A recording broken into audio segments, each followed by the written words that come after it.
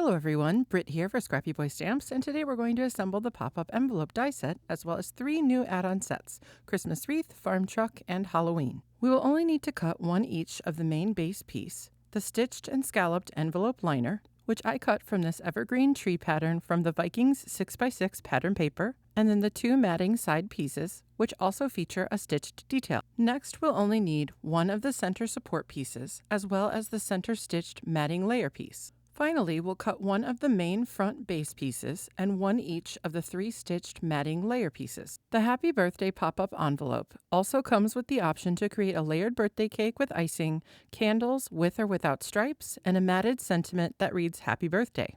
But I only needed to cut the pop-up envelope for this first example.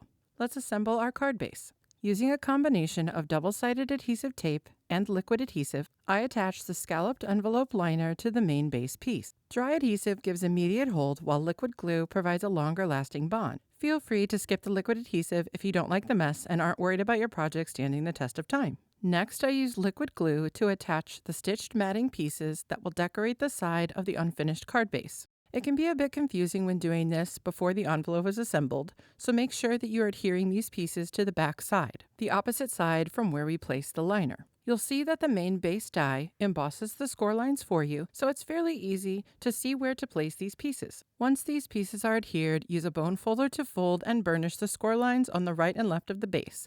Then set that aside. I would recommend using both dry and wet adhesive to adhere the stitched matting layer to the center support piece next. The truth is, I was moving a little fast and I totally forgot. You'll also want to fold and burnish the score lines on the center support piece that give you the right and left tabs.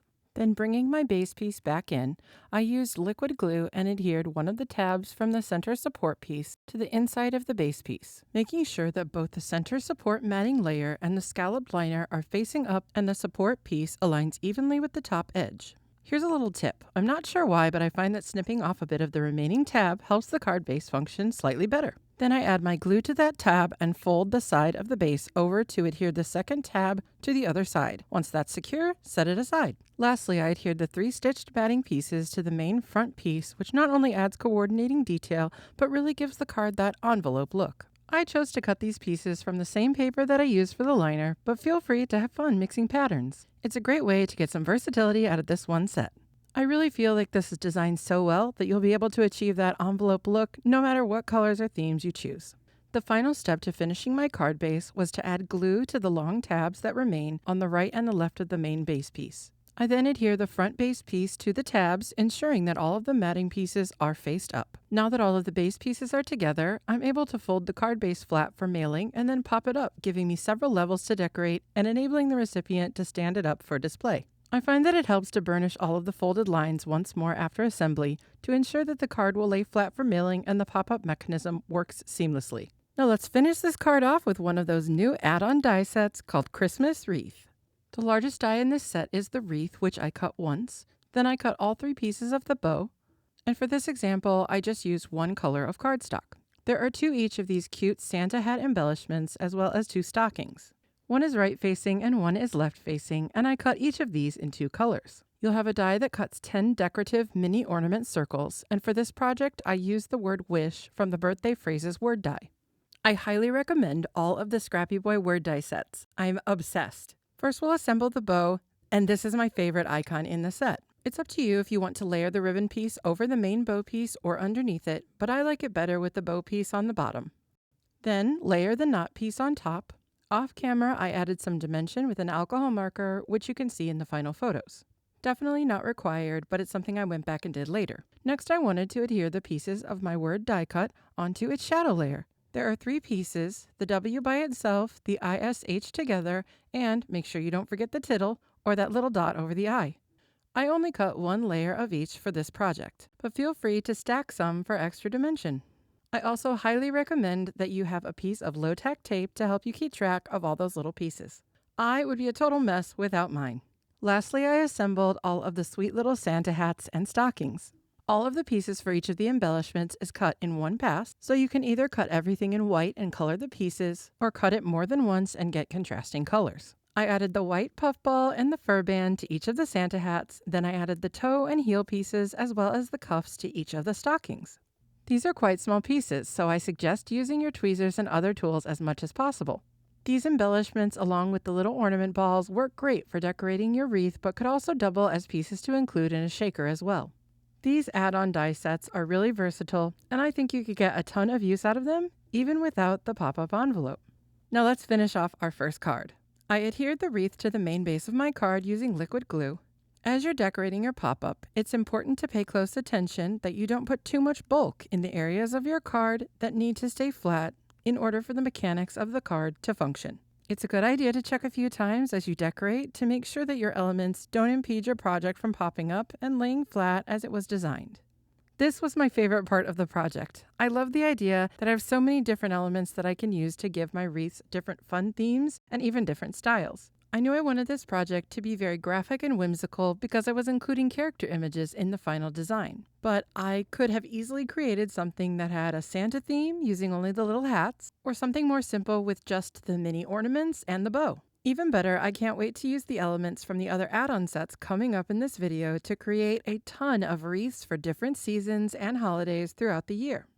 A wreath is one of the most popular and versatile designs, and if you're going to choose just one of the brand new add-on sets first, I would say this should be on the top of that list. I was able to add dimension by adhering that big beautiful bow and the little hat and stocking embellishments with some double-sided foam adhesive, since none of those ended up in a spot that impeded the movement of my card. And then the finishing touch to this wreath was a whole bunch of those little circle ornaments that I die cut in gold glitter to add even more sparkle and shine. I do think it would be super fun to have multicolored ornaments, but I'll have to do that next time. For my sentiment, I knew I wanted this bold die cut word, wish, accompanied by a stamped word from the Santa's Workshop stamp set. This is the perfect Christmas themed set if you love to see Santa and his elves in the off-season. It features Mr. and Mrs. Claus, lots of presents, and the cutest elves ever. I knew I had to include a few presents and a couple of my favorite of Santa's adorable little helpers to complete this fun and festive project. I love the little letter stamp because, sue me, I love a theme. And I put the elf that was standing on top of one of the presents to make him look like he was peeking inside the card itself. I finished the whole thing off by attaching my die cut word right over the opening and popping that stamped Christmas on the center support layer to finish my sentiment. And in 2 shakes of a reindeer's tail, my first card is done. But don't get your tinsel in a tangle because I did make another, more traditional example of a pop-up envelope wreath card. I used the other elements in this add-on set. You thought I was just going to leave you hanging with one card when there are 3 add-on sets? No. In this set, you'll receive a right and left-facing pine cone, each with 2 layers, a right and left-facing pine branch, and 4 sprigs of holly leaves. This means you can also use those mini ornaments as holly berries. You can see that my second example is more traditional and includes not only the branches and leaves to build out the wreath, I also pulled in the candles from the original die set, and, I almost forgot, the 2 little sleigh bell dies that come with our wreath. But wait, these add-ons are not just for Christmas. The Halloween pop-up envelope add-on is also a must-have. Let's cut the pieces. This add-on includes a haunted house and a graveyard border to help build a scene, a large spider, a group of tiny little bats, my fave, 5 cute little ghosts, 2 with longer tails, 2 with shorter tails in scare mode, and 1 unique one with a little smile, and 6 window frames to embellish your haunted house. Then the last piece is an adorable envelope liner that looks like a spiderweb, and it replaces the scallop liner from the base set. Off camera, I did use some pattern paper from the 6x6 I Love Halloween to back the windows. So the first step was to add the frames to all of the windows of the haunted house. Each frame is designed to fit on one of the 6 windows, and it's pretty easy to decipher which frame belongs on which window. I liked the simplicity of adding the pattern paper, but acetate in the windows would be a nice touch as well. Once the house is complete, it can be added to the card base. This pop-up envelope is constructed the exact same way as the first project we did today, just replacing the scalloped liner with the spiderweb liner instead. And as you can see, I drew a little line on the back of the house so I would avoid applying my liquid glue to the part of the house that sticks up over the top of the card base. Next, I decided to put the graveyard border across the top of the center support piece. It's sized to fit the pop-up envelope perfectly. And I couldn't pass up an opportunity to pull out one of my fave Scrappy Boy stamp sets of all time, Halloween Pinup Girls. Off camera, I colored this little cat lady sitting on her giant jack-o'-lantern. She was perfect for this project. Now, sometimes my ideas for a certain project grow bigger than my canvas, and I've been loving this technique for creating some floating elements. It's super simple. I just cut some strips of acetate, about half an inch in width seems to be sturdy enough without being bulky, and I attach these strips to my project using super strong red line tape. Once I have my acetate in place, I'm able to attach small details and make them look as though they are floating or flying in the air above the main design. This worked really well for this set because all my little ghosts and the little tiny bats really came to life because I was able to make them look like they were suspended in the air. But I can think of a ton of other things you could use. Everything from birds and other flying animals to weather icons like stars, clouds, the moon, and the sun. It opens up a ton of possibilities for alternative layouts, and that helps you stretch your supplies even further. One of the really nice things about this particular set is that 2 of the ghosts are mirror images with 2 of the others, and all of the bats are symmetrical. So you're able to match them up back to back, and your design looks good 360 degrees. Here is a do as I say and not as I do moment. Trim your acetate strip to the length you would like it to be before you attach anything to it. As you can see, it was an unnecessary struggle to trim around my ghostie once I had already committed to the adhesive. Trust me on this one, cut first. I also used my scissors to round the end of one of the strips because the bats wouldn't be covering up the end completely. It still looked totally fine. This is paper and glue, people. It's not the boss of you. This acetate trick would also be helpful if you wanted to suspend things that were a bit larger. You would just need to possibly make the strips a little wider to support the increased weight. I can see a lot of options using this add-on set. An all-spider theme where some of the spiders are suspended, or even just a few rows of the gravestones with a lot more of the bats and ghosts flying around. I can't wait to play some more and see what I come up with. Once I add the final flying ghost that I attached to the back of that center support piece, I quickly added a second haunted house shape to the back of my project to hide all of the scraps of paper and ugly adhesive that I don't want the recipient to see when I give them my card. This step is totally optional. This is a handmade card and can 100% be left without that finish on the back. I just wanted you to see what that step would be in the process. Handmade cards are perfect, no matter what they look like, because you made them. The sentiment I chose, which you could totally put on the back instead, is from Halloween Pinups, Have a Wicked Halloween. And the final touches include adding the happiest of all the ghosties to our cemetery and sticking that giant spider into the opening so it looks like it's crawling right out of the card. With those details done, our haunted house pop-up envelope is finished. If you've been here a while, it won't surprise you that this Halloween add-on is my favorite one. But I know you caught it at the beginning when I said there were 3 new add-ons. So let's build one final project with the new farm truck pop-up envelope add-on set. First, let's cut our pieces. This set does have a strong farmhouse fall theme, and that starts with these 4 icon dies. Leaves, apples, acorns, and mushrooms, sized perfectly with all the other elements, or use them to cut your own shaker mix. I've cut and assembled the rest of the elements off camera because they are very straightforward. You'll find a basket that cuts and embosses a woven pattern, 4 cloud dies to help create scenes, 6 dies to help create 3 pumpkins that each have a base layer and a detail layer, and 3 dies that help you make an old jalopy truck, a main body, the door and handle, and the wheels. I do think that this is the most all-season add-on in this release because this set also comes with a pair of galoshes, an umbrella, a pine tree, and a small set of dots which help you to decorate the tree for Christmas. For this project, I'm also using the sentiment "Oh My Word" from the South in Your Mouth Phrases Word die set, and I've assembled another card base as well. Off camera, I cut the basket from craft cardstock and used ink over the embossed woven pattern to bring out the design.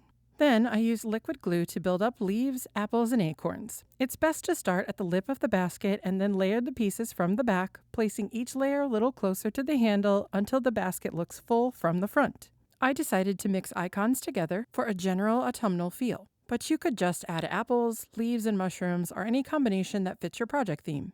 I set that aside to dry for a few minutes, then added it to my truck with wet adhesive along with one of the pumpkins. There is a difference between this pumpkin and the other 2. This round one looks like it has a shadow layer and the other 2 do not. To me, it doesn't make a significant difference, but I did want to point it out.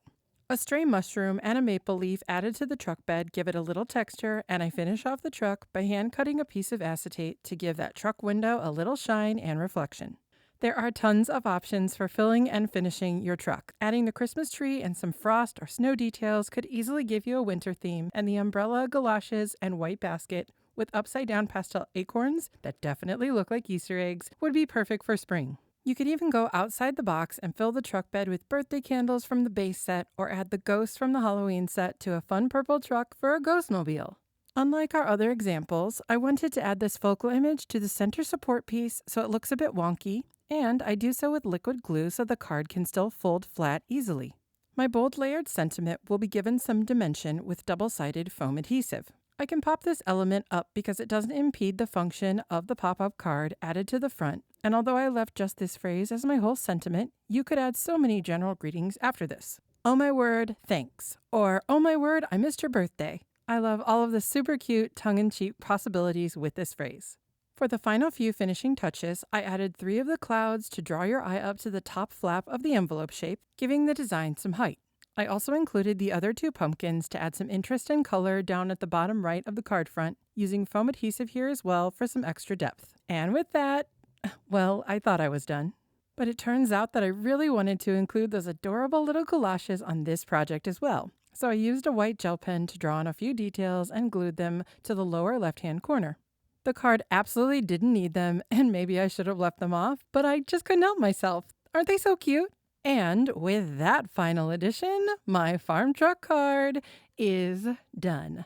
But wait, there's one more sample I just had to show you. This card uses the pop-up envelope with the cake and candles as originally intended, and when I thought of incorporating the Summer Fling collection, basically so I could use the sentiment, "Happy birthday, lover boy," I just had to do it. Obviously, I had an absolute blast creating all these fun cards with the new pop-up envelope add-on collection, and I know you will too. If you have made it this far, thank you so much for sticking with me today. We all love you in this little crafty community, and more these days, all the thanks goes out to you who keep coming back and loving all the things we do. We couldn't do this without any of you. Speaking of community, please join us on the Scrappy Boy Stamps Facebook group and follow us on Instagram. There you will find new releases, shipping updates, sales, and a monthly color challenge, along with all the inspiration you could hope for from our amazing design team. If you are interested in any of the stamps, die sets, or papers from today's video, please visit the Scrappy Boy store for all of these and so many other unique and inspiring products that would love to see your craft space. Links to the store, our social media, and everywhere you can find me are available in the description box below. If you like this video, please give it a thumbs up and comment below what project was your favorite today. Engaging in all of our posts is so important and helps other friends and crafty fans find us. If you want to see more, make sure you're subscribed to the Scrappy Boy YouTube channel and you've hit the little bell so you'll be notified of all future uploads. Now, this is the part where I usually crack a joke, but the truth is, I don't know if a joke is exactly how I'm feeling right now. But there is a line from a poem that I've thought about a lot lately. It's something like, "If your heart is broken, make art with the pieces." And honestly, I think that's a little closer to what I've got going on. If you feel the same way, and if you remember nothing else today, I think that might be about as good a thing to remember as any. And I'm going to try to remember that too. No matter what else, I hope that you have a wonderful, creative day. I'll see you next time, friends. Bye.